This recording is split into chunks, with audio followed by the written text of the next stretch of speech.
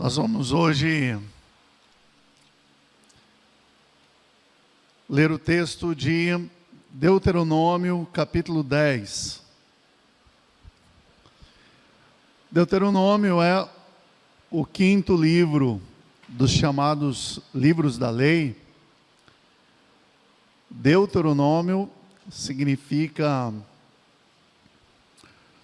a segunda lei ou a repetição da lei, trazendo a ideia de que não é uma nova lei, mas uma ênfase ou como já dissemos, uma repetição daquilo que já foi ensinado por todos os quatro primeiros livros. Deuteronômio traz essa ênfase e essa repetição daquilo que Deus estava ministrando, ensinando ao seu povo. E no capítulo 10 de Deuteronômio, eu quero ler com os irmãos o versículo 16. Deuteronômio 10, versículo 16. Circuncidai, pois, o vosso coração e não mais endureçais a vossa cerviz. Circuncidai, pois, o vosso coração e não mais endureçais a vossa cerviz. Meus irmãos, eu quero nessa noite compartilhar com vocês algo que Deus tem falado ao meu coração a respeito desse tempo que nós temos vivido, no sentido de que nós precisamos fazer algo muito importante. E o que nós precisamos fazer, que eu julgo ser muito importante, eu quero que você preste bastante atenção no que eu vou dizer agora. Essa expressão não é minha, mas eu achei muito bacana e eu quero tomar emprestado de quem criou essa expressão que diz: é necessário blindar o coração. Nos tempos que nós estamos vivendo, é necessário blindar o coração. A palavra circuncisão ou circuncidar o coração, ela é repetida em vários lugares na Bíblia. Por exemplo, Jeremias no capítulo 4, ele vai exortar o povo de Israel, dizendo que eles deveriam se voltar para o Senhor e que eles deveriam circuncidar o coração, para que Deus tivesse misericórdia deles. Nós lemos aqui em Deuteronômio, no capítulo 10, versículo 16, Deus usando o seu servo Moisés para dizer ao povo: circuncidai o vosso coração. Por favor, olhe para mim um instante. Deixa eu te fazer uma pergunta. Você sabe de onde vem a expressão circuncidar ou circuncisão? A expressão, ela vem de uma palavra de promessa e de aliança que Deus havia feito com o pai Abraão, lá registrado em Gênesis no capítulo 17, aonde nós lemos ali que Deus havia feito uma promessa a Abraão, que Abraão seria pai de uma grande nação, ele teria muitos filhos, e que os homens da casa de Abraão, fossem eles no caso, servos, empregados, escravos, sejam estrangeiros que viessem a fazer parte da casa de Abraão, todos os homens deveriam passar pelo cerimonial da circuncisão. E é interessante, presbítero Renato, que o ato ou o cerimonial da circuncisão existe até os dias de hoje. Inclusive, se você procurar na internet, você vai encontrar um site chamado www.circuncisão.com.br. O que você acha, hein, presbítero Jefferson? Tem um site que fala só sobre a circuncisão. Mas, meus irmãos, há muitas pessoas que não sabem o que significa a circuncisão. Circuncisão é uma cirurgia feita numa criança do sexo masculino, onde ela tem o prepúcio retirado de maneira cirúrgica, e hoje com muito mais tranquilidade para se fazer essa cirurgia, porque se faz com um bisturi, com um corte bastante afiado, faz com anestesia, mas na época de Abraão isso não era feito assim. E por que era necessário? Era necessário porque Deus trabalha com sinais visíveis para lembrar o povo de promessas invisíveis. Deus faz e requer sinais visíveis de promessas e alianças invisíveis. No entanto, o que me chama a atenção aqui, meus irmãos, é que se a circuncisão era uma marca visível, por que é que agora Deus está falando que esse povo precisava circuncidar ou circuncisar o coração? Porque, meus irmãos, era necessário que o povo entendesse algo muito importante. Como diz lá em Provérbios, no texto que nós lemos, no capítulo 23. Do coração procede as fontes da vida.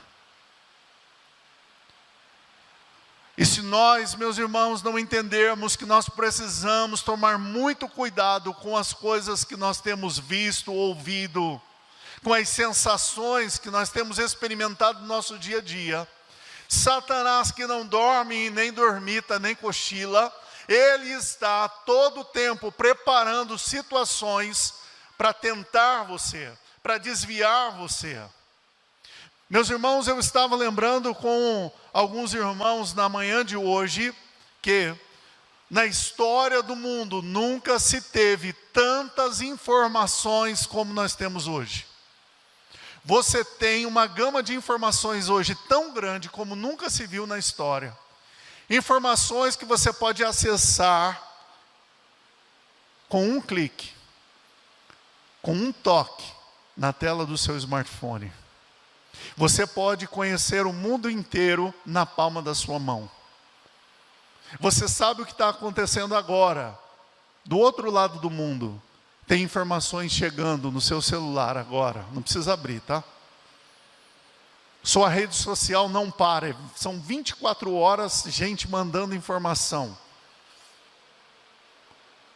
O seu WhatsApp não para.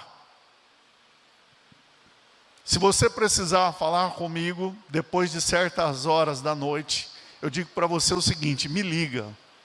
Porque depois de determinada hora, eu corto a internet, não funciona mais.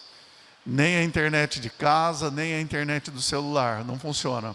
Porque senão, irmãos, a gente não dorme.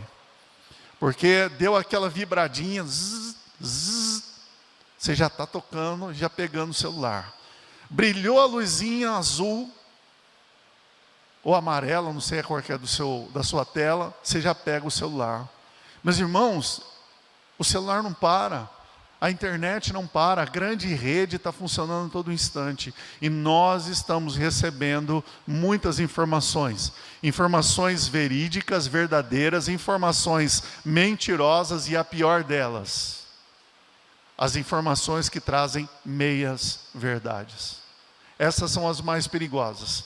Sabe por que, irmã Fabiane, que essas informações são as mais perigosas? Porque toda meia verdade é também uma meia mentira. Entenderam?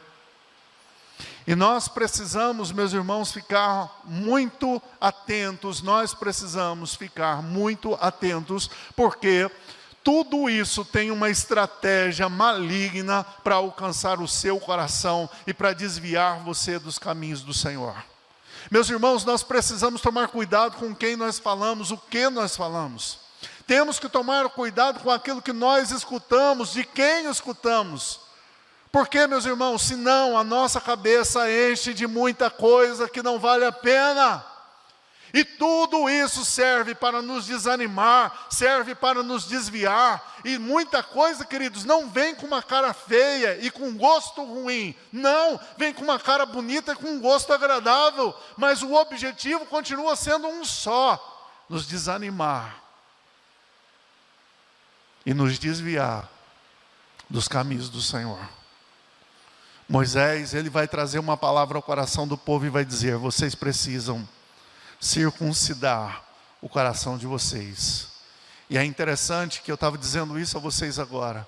A circuncisão não era feita no coração, mas agora Moisés está falando ao povo que eles tinham que circuncidar o coração.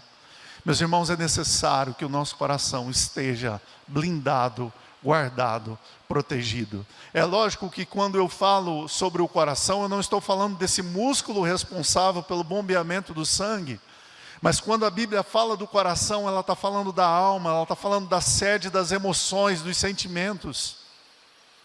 Quando a Bíblia se refere a coração, ela está falando do centro das emoções.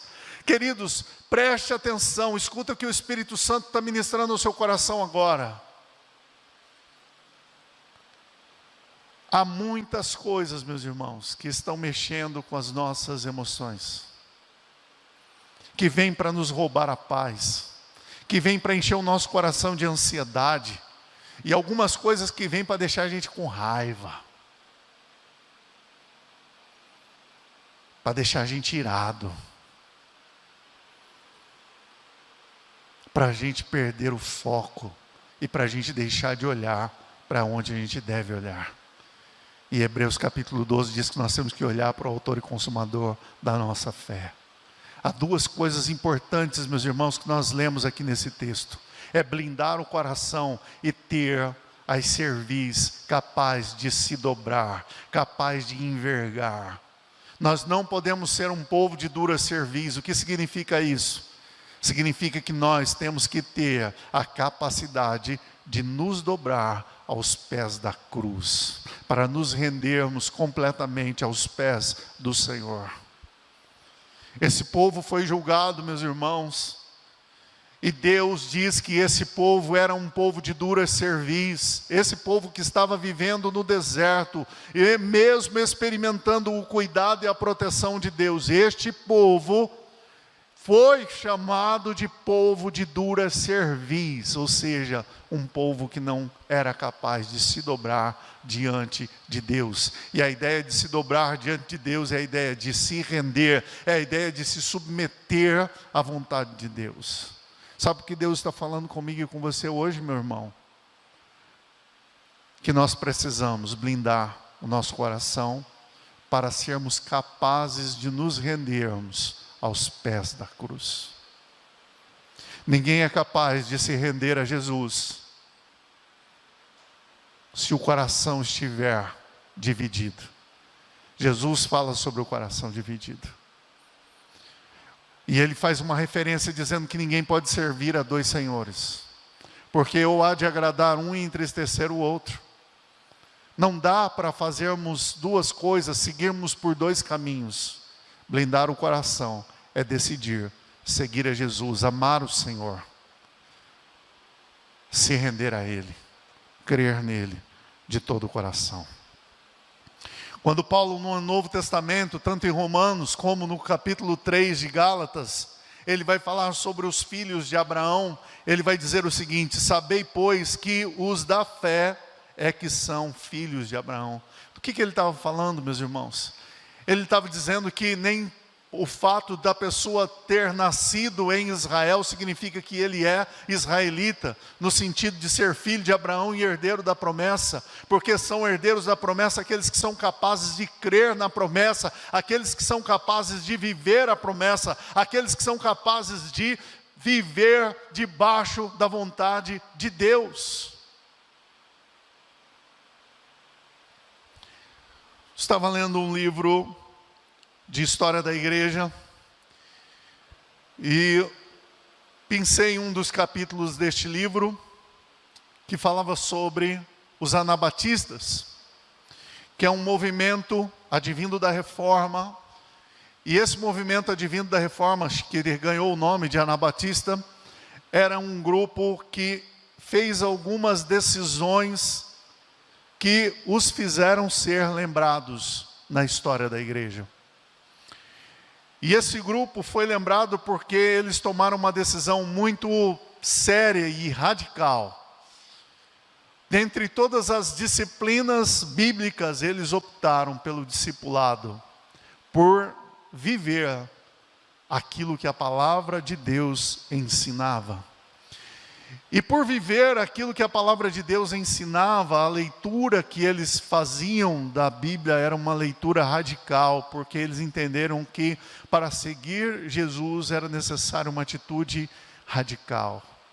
Uma das primeiras coisas que eles fizeram foi romper a aliança com o Estado, para que eles pudessem viver plenamente a palavra de Deus.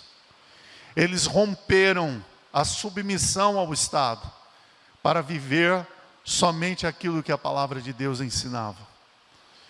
Uma característica desse grupo que nasceu no movimento da Reforma é que eles tinham uma disciplina no que diz respeito à congregação, ou seja, de estarem juntos.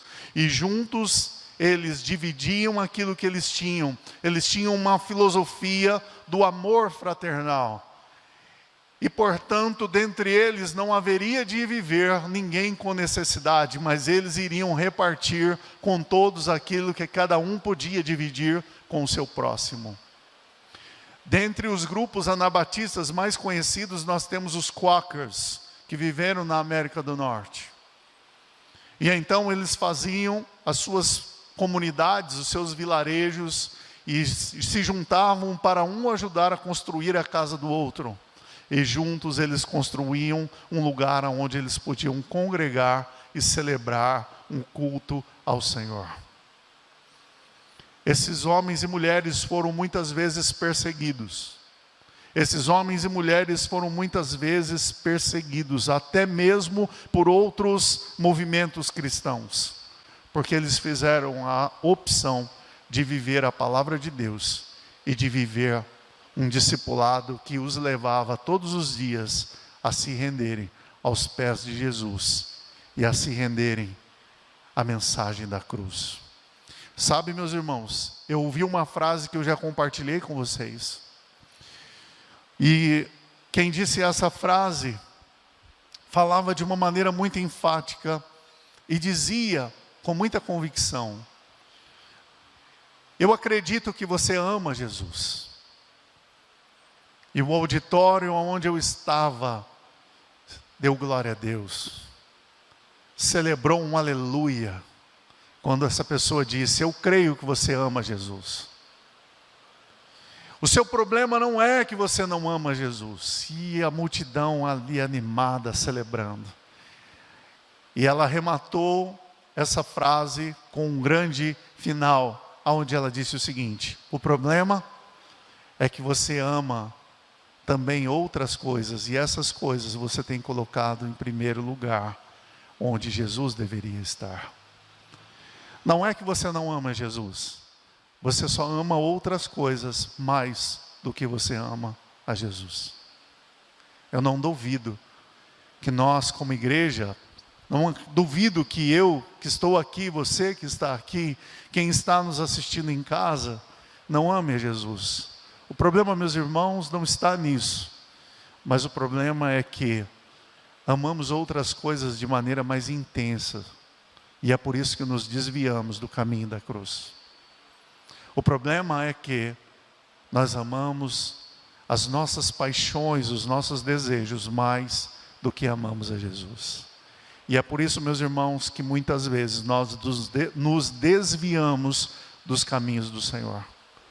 Porque não aprendemos a fazer, como nós lemos no domingo próximo passado: quem quiser vir após mim, negue-se a si mesmo, tome a sua cruz e siga-me.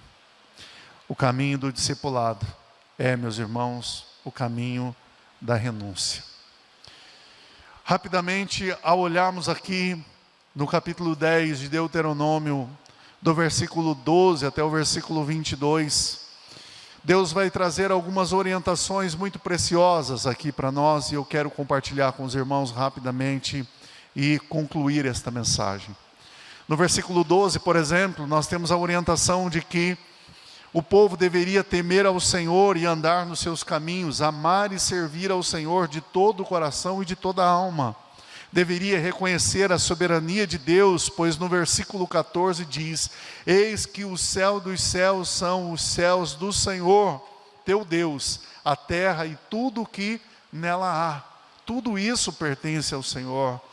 No versículo 15 fala sobre o cuidado e o amor de Deus para com o povo a quem Ele tanto amava, e diz: tão somente o Senhor se afeiçoou de teus pais para os amar, a vós outros descendentes deles, escolheu de todos os povos, como hoje se vê.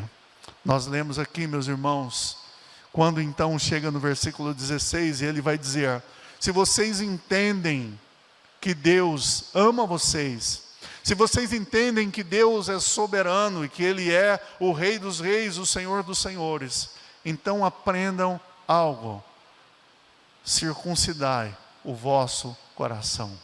Blinde o teu coração. Cuidado com o que você tem ouvido. Não ouça as vozes que estão muitas vezes ruidosas ao seu redor. Não ouça os ruídos. Ouça a voz do Espírito Santo. Agora preste atenção no que eu vou te dizer. Para ouvir a voz do Espírito Santo, às vezes, meus irmãos, é necessário se retirar um pouco. Para ouvir a voz do Espírito Santo, às vezes é necessário se retirar um pouco. Há muitas pessoas. Me chama a atenção, Micael, algo interessante que está registrado nos Evangelhos. Diz que quando Jesus queria conversar com o Pai, ele ficava a sós. E ele se afastava da multidão. E muitas vezes se afastava até mesmo dos discípulos para estar a sós com Deus. Porque, meus irmãos, o mundo faz muito barulho. Tem gente que não consegue ficar em casa sem ligar a televisão, sem ligar um som. Não sei o que é isso. E uma das disciplinas espirituais que mais precisam ser restauradas na vida cristã é a solitude. C.S. Lewis fala sobre solitude e solidão. E a solitude, meus irmãos, é essa disposição em estar sozinho para se encher. E a solidão é estar sozinho e permanecer vazio, cheio do mundo e vazio de Deus. Nós precisamos, meus irmãos, estar sozinhos para estarmos vazios do mundo, mas cheios de Deus. Ninguém pode dar, meus irmãos, aquilo que não tem. Ouça o que Deus está falando conosco hoje. Ninguém pode dar aquilo que não tem. Nós queremos ver milagres, mas não queremos fazer parte dos milagres. Nós queremos ver Deus fazendo grandes transformações e não nos dispomos a sermos instrumentos nas mãos do Senhor para transformar o que nós desejamos que seja alcançado e transformado. Meus irmãos, às vezes é necessário restaurarmos na nossa vida a prática do jejum e de uma oração mais intensa. Quantas e quantas vezes nós não lemos Jesus fazendo vigílias, e as vigílias que Jesus fazia não era fazendo uma grande reunião, não era aglomerando um monte de gente, não. As vigílias que Jesus praticava eram um tempo de oração a sós com Deus.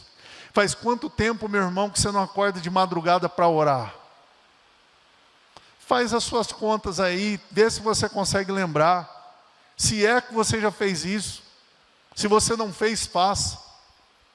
Que você deixou o teu celular ali para despertar, o teu despertador ali programado para te acordar de madrugada, para que você, na escuridão da noite e no silêncio da madrugada, você estivesse um tempo a sós com Deus. Em que a casa estivesse em silêncio. E então você pudesse ouvir o Espírito Santo ministrando ao seu coração. Eu termino, meus irmãos, para que você não se desvie da palavra que Deus está falando conosco, dizendo a você o que está em Colossenses, no capítulo 2, versículo 11. Nele também fostes circuncidados, não por intermédio de mãos, mas no despojamento do corpo da carne, que é a circuncisão de Cristo. Palavra difícil de entender, eu concordo com você. Mas o que está dizendo aqui, meus irmãos, é que Jesus operou algo em nós.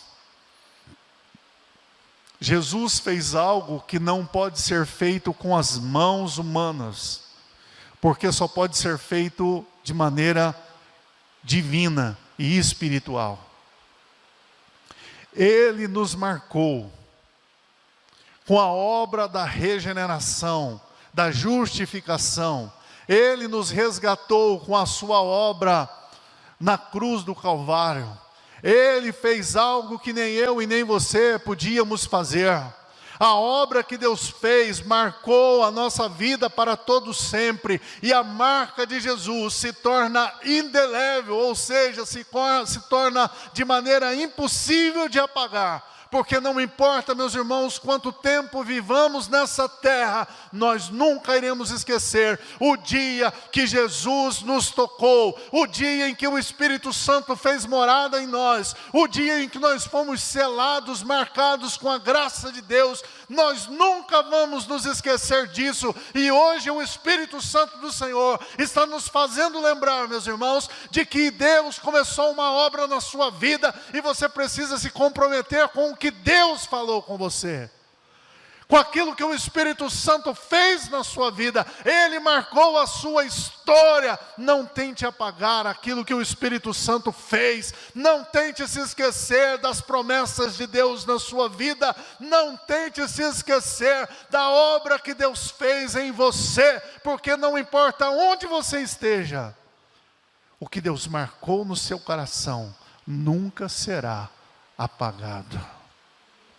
O Salmo 139, meus irmãos, vai dizer: se eu fizer a minha cama no mais profundo abismo, lá estás. E se eu subir na montanha mais alta, lá estás também. Para onde fugirei do teu Espírito? Hoje Deus está te lembrando de que o que Ele fez na sua vida marcou você para sempre. Não tente se esquecer, não tente apagar, porque a obra que Deus começou, Ele vai concluir. Deixa eu só te falar uma coisa: essa obra vai ser concluída. Às vezes vai ter choro, e às vezes vai ter riso, às vezes vai ter festa, e às vezes vai ter luto, mas Deus vai completar o que Ele começou. Circuncidai o vosso coração, e não endureçais a vossa cerviz. Quanto antes você se render, mais fácil vai ser o processo, e Deus vai transformar a sua vida, e vai abençoar o seu coração. Dê o primeiro passo, hoje, dê o primeiro passo. Creia, se entregue, se renda. Esse é o caminho mais fácil. Eu sei que eu já disse que eu ia terminar, mas eu não posso me esquecer das sábias palavras do meu amigo Gabriel. Quando ele falava a respeito de um remédio ruim, não é, Gabriel? Eu não lembro exatamente o que ele disse, mas eu lembro o que ele quis dizer. Ele estava falando sobre um chá para curar gripe, um tal de chá de cebola, que a Alicia gosta tanto, viu, Débora? Falou. Ela disse que não vê a hora de pegar uma gripe só para tomar chá de cebola. Meus irmãos,